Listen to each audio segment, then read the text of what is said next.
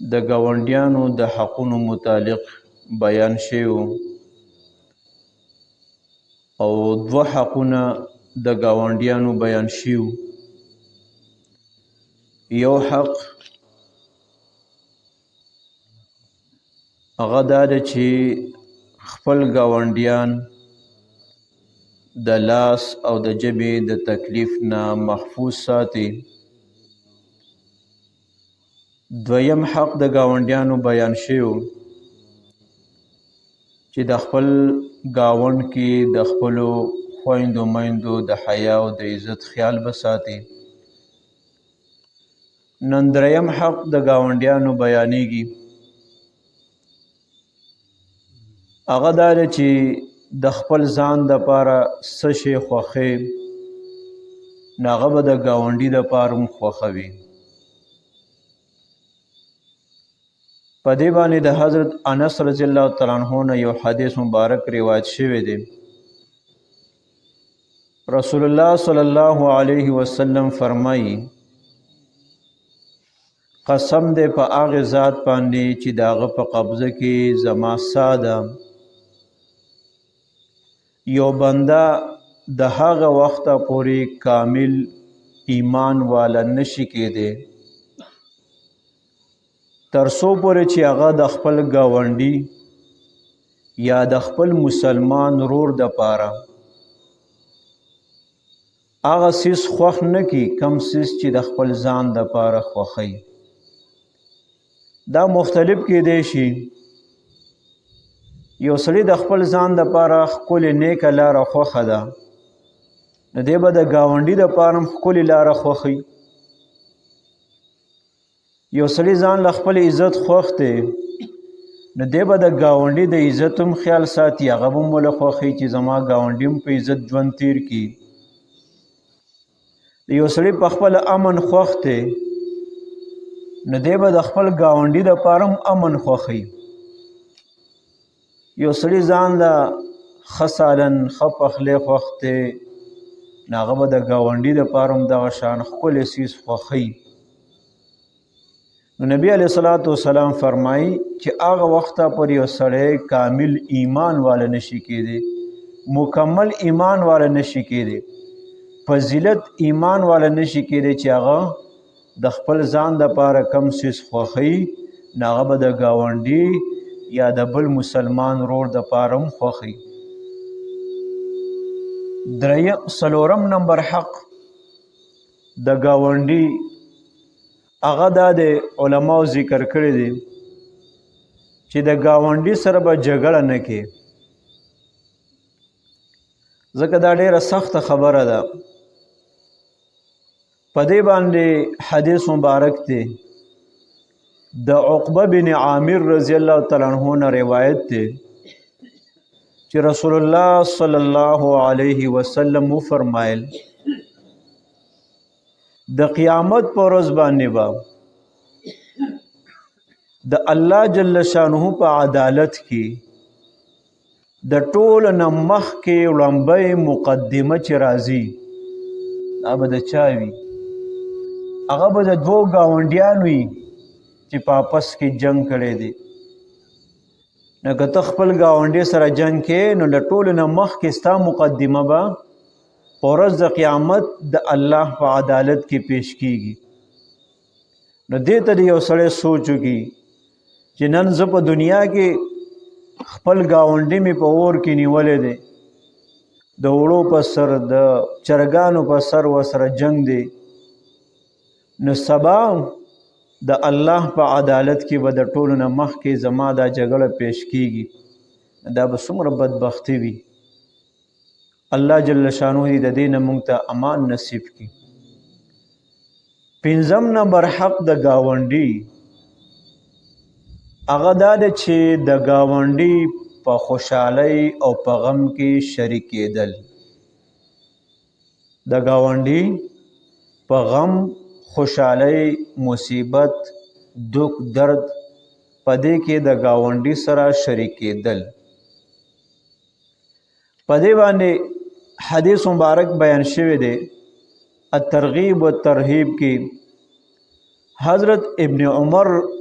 ابن عمر بن عاص رضی اللہ تعالیٰ عنہ، حضرت عمر بن عاص رضی اللہ تعالیٰ عنہ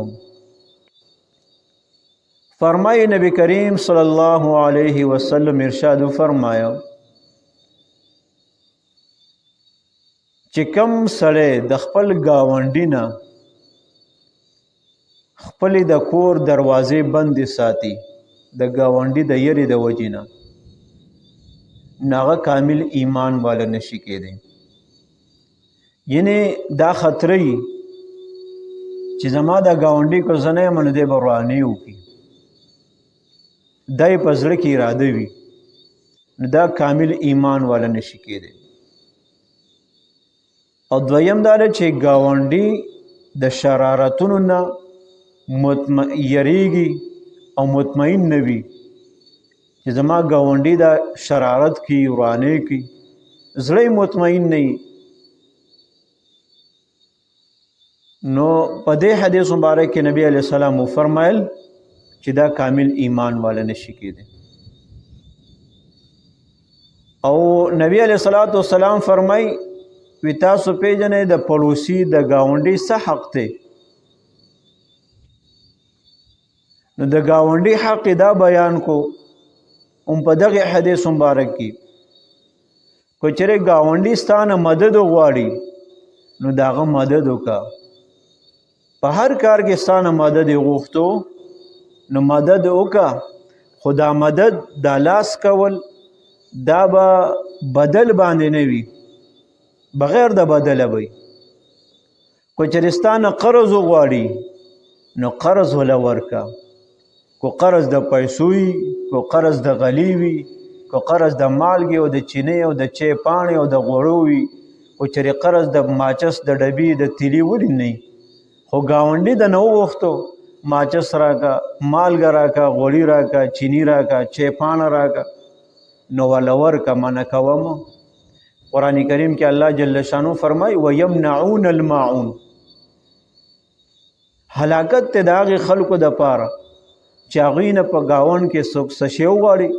لور پړی تبرګی وغیره وغواړي، چای چینی مالګه مساله وغواړي او دی منع کوي، نو دې دپاره هلاکت دی. او که چېرې ستا د ګاونډي محتاج وي، غریب دی، نو ته یې مدد وکړه. که چېرې ګاونډي بیمار دی نو د هغه عیادت بیمار فرسي وکړه. او که چېرې ستا په ګاونډۍ باندې ګاونډ کې خوشحالي ده نو ته ورله مبارکباد ورکړه، خوشحالي راله لاړ شه مبارکبادي وله ورکړه. که چېرې ستا ګاونډي په مصیبت کې دی نو لاړ شه تعزیت وله ورکړه. که چېرې ستا ګاونډي مړ شي نو د هغه په جنازه کې د هغه د اجازت نه بغیر شرکت وکړه، که ستا ورسره لږي او که نه لږي ورانه دي د ورسره، خو چې مړ شو ګاونډي دی یا ورسره مصیبت راغلی نو هغه د اجازت نه بغیر ځه، د ګاونډي خیال ساته. او دویم د ګاونډي بلډینګ، عمارت، کور د هغه د اجازت نه بغیر داسې مه اوچتوه. دویم چت یا پرده د کور داسې مه اوچتوه چې ستا د ګاونډي ته هوا بنده شي، ستا د کور د وجې نه ستا ګاونډي ته چې کوم دی نور بند شي،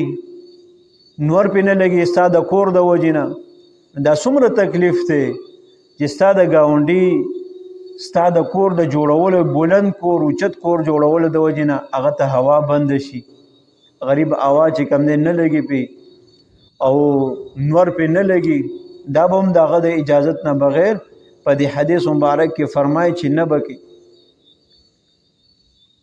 او کله چې په کور کې سالن پخې، خسیس پخې، نو کوشش کوه چې ستا د کټوۍ خوشبو ګاونډي کره لاړ نشي. هسې نه چې دا ستا د کټوۍ د خوشبو نه ګاونډي ته، د ګاونډي بچو ته تکلیف ورسېږي، ګوره پلانکې ښه شیز پخې زموږ وس نه کېږي. که چېرې داسې وي ښه سیز دې پوخ کو او اراده دې وه چې یاره ښه شی پخومه، خیر دی که خوشبوی ګاونډ کې خوره شي، خو داسې به وکړمه چې د دې نه بس سالن وغیره هر شی چې ګاونډي کره به ورکړمه نو بیا پکې څه باک نشته منه پکې نشته بیا چې د ګاونډي څه پکې کې او چې د ګاونډي څه نه کې او میم زبرما ټوله زما ځان لته عقل ته دړی شریف ته چاټی ثم لتخنی په خپله چې کوم دی اوخورې اوس کې او لته تاو کې سملی او د ګاونډي خیال دی نه یو خو ښکلې خوشبو دې خوره کړې ده یاره پلانکې ښکلې تړکه کړې ده نو بیا دا حرام دی دا منع ده بیا دا خوراک ستا دپاره جایز نه دی چې تا پکې ګاونډي خپل یېر کو غریب دی بچو به یې زړه شي ښکلې خوراک ته او هغه چې کوم دی وسې نه رسېږي داسې خوراک ستا دپاره ګاونډ کې بیا جایز نه دی او فرمایي نبی علیه الصلاة والسلام کله چې میوه اخلي بازار ته لاړ شي نه میوه واخلي نه د هغې کې د ګاونډي څه کوه ګاونډي کره یو دانه دوه ولېږه کو چېرې د لېږلو وس نه کېږي نو د ګاونډي د بچو نه تیلی پټه راوړه صادر کې هسې نه چې د ګاونډي بچي ستا په لاس کې د میوو تیلی وویني انګور او مڼې دې راغستې دي او ګاونډي بچي چې کوم دی هغې ته وپسخېږي او د هغې وس نه کېږي او دارنګې چې کوم دی د هغې ماشومانو ته تکلیف ورسېږي نو په دې 15 حقونه شو د ګاونډیانو چې دا د دې خیال ساتل پکار دي 15 حقونه نور پاتې شو انشاءالله هغه به بیان کو الله جل شانو دې عمل کولو توفیق نصیب کړي واخر دعوانا الحمدلله رب العالمین